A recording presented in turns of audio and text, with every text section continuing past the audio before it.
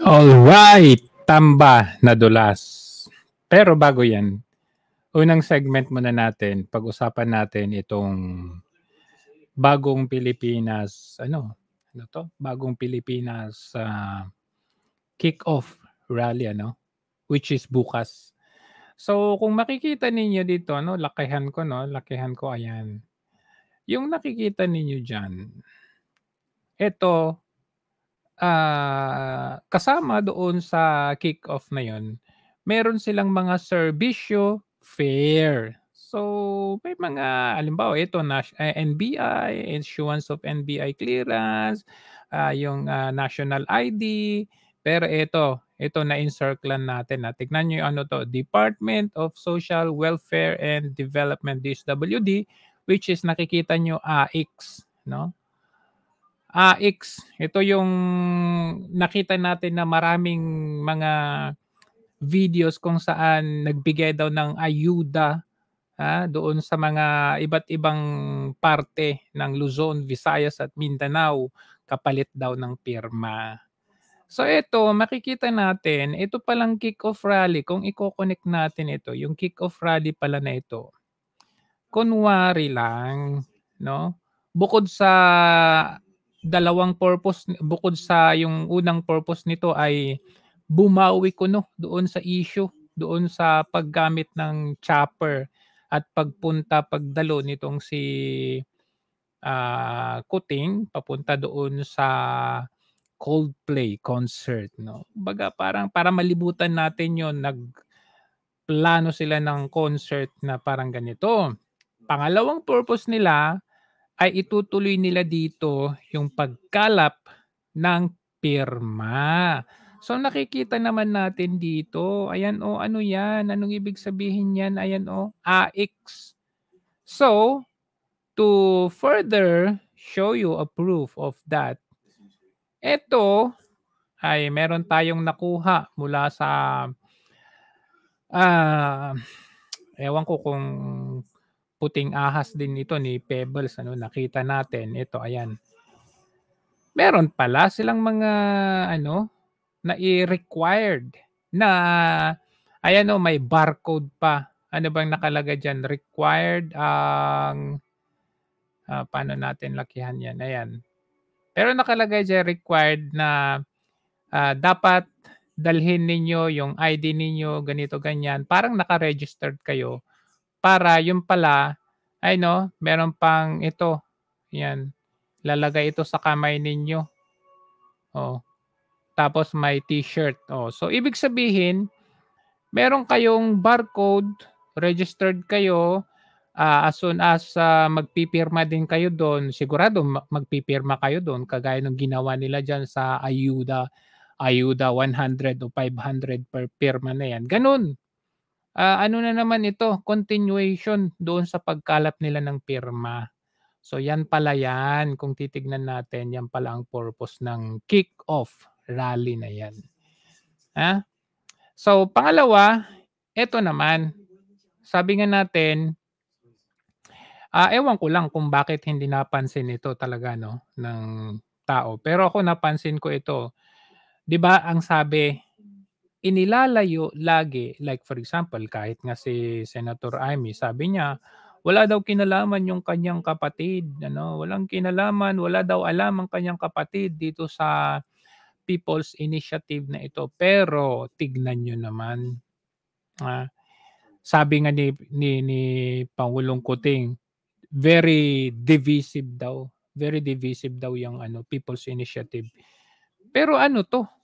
Bakit nadulas itong si Speaker Tamba, no? Pero sige, tignan muna natin yung sinabi ni Maharlika. Ito yung sinabi ni Maharlika, which is nagbingo siya. Pero panoorin muna natin si Maharlika and then susunod natin yung nadulas si Tamba.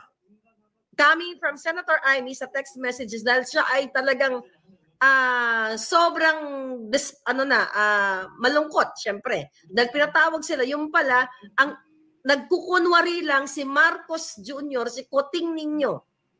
ang presidenteng Polboronic Kuting, kaya Senator Amy, todo mo na to, na kunyari wala siyang alam or ayaw niya ng nagkakagulo sa what do you call it, People's Initiative.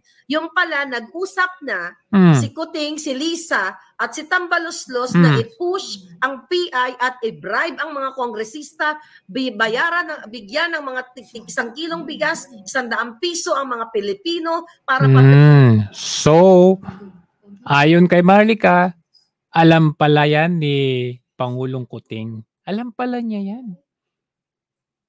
Pero dinideny. Diba dinideny? Yun nga yung nakapagtataka. Todo deny, todo tahimik, todo tanggi, todo parang sekreto na walang kinalaman.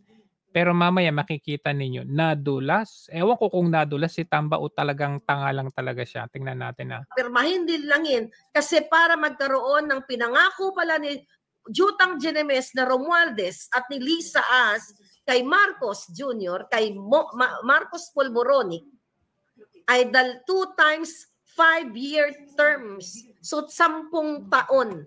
So, or more than, at iba pa, sabi pa ni Senator Amy, o mas mahigit pa. Coming to sa statement niya. Sabi niya, Senator Amy, yung issue ng pagbabaliwala sa Senado ay baliwala rin sa kanya. Di ba? Sabi niya, baliwala rin sa kanya, wala siyang pakialam sa batas. Sabi ni Senator Amy, yung kapatid niyang si BBM Kuting ninyo, Polboronic Kuting, wala siyang pakialam sa batas at payag pala siya kina Martin. Okay?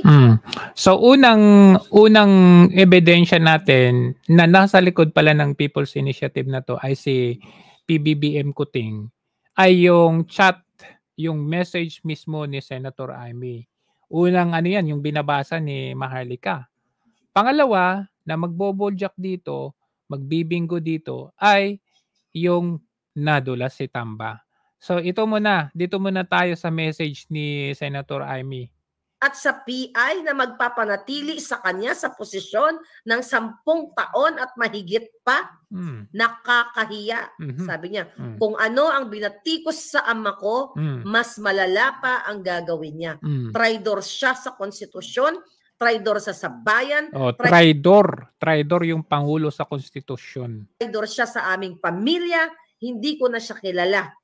Higit hindi siya maaaring anak ng ama ko. Nako. State. Sinabi yan ni Senator Amy? So ano siya, ampon? Anak sa labas? Ano ba talaga? Of Senator Amy. And here, mga palangga, ayan po, ayan yung message. Okay? Alright? Ayan, screenshot it. Hindi pwedeng peke yan kasi chat yan mismo ni Senator Amy. Sabi, anong sasabihin sa prayer rally? Traumatic yung meeting kay BBM kanina. Sabi niya, kunwari wala siyang alam. Yung pala todo niyang sinusuportan ang PI para magkaroon ng 2 times 5-year terms siya at iba pa. Yung issue ng pagbabaliwa wala sa Senado, baliwala rin sa kanya. Wala siyang pakialam sa batas at payag pala siya kay Martin at sa PI. Yan na magpapanatili sa kanya sa posisyon ng 10 taon at mahigit pa. Kakahiya kung ano ang binabatikos sa ama ko. Mas malala pa ang gagawin niya. Traidor sa konstitusyon, traidor sa bayan, traidor sa aming pamilya. Hindi ko na siya kilala. Higit hindi siya maaring anak ng ama ko. Okay. So tapos na tayo dyan Unang ebidensya natin yan. Senator Amy, galing sa kanya mismo. Ito naman, kay Tambaloslos, no? Nadulas talaga siya dito. Ewan ko ba ba't hindi napansin to kahapon. Pakinggan natin. Kinontra rin ni Speaker ang sinabi umano ng senadora na hindi suportado ng Pangulo ang chat-chat. Siguro marunong din siya magbasa, no? May mga ulat na linalabas naman ninyo on the sentiments of the President. Ulitin ko, anong sabi? Kinontra, ayon dito sa balita, kinontra ni Martin Romualdez si Senator Amy doon sa sinabi ni Senator Amy na walang kinalaman, alright, yung kanyang kapatid. So anong sagot nitong si Tamba? Kinontra rin ni Speaker ang sinabi umano ng senadora na hindi suportado ng Pangulo ang Chacha. Siguro marunong din siya magbasa, no? May mga ulat na linalabas naman ninyo on the sentiments of the President. Wala. Meron ba? O kayo yung mga media ang magsagot niyan. Meron ba kayong nilabas na sinabi mismo ni Pangulong Kuting na suportado niya yung PI? Di ba tinatago niya? O kaya hindi ko alam, hindi natin alam kung ito ay nadulas ba itong si Tamba o sadyang tanga lang talaga. Ulitin ko. Speaker ang sinabi, kinontra rin ni Speaker. Siya sa Senate. Kinontra rin ni Speaker ang sinabi umano ng senadora na hindi suportado ng Pangulo ang Chacha. Siguro marunong din siya magbasa, no? May mga ulat na linalabas naman ninyo on the sentiments of the President. Baka may magsabi dyan, Chacha naman. Anong pinagkaiba? Sino ang nagsusulong at sino namimilit ng Chacha? Si Romualdez. Anong ginagawa ni Romualdez? PI. So PI. So walang iba kundi PI. Kaya alam ninyo kung ano ibig sabihin ng PI.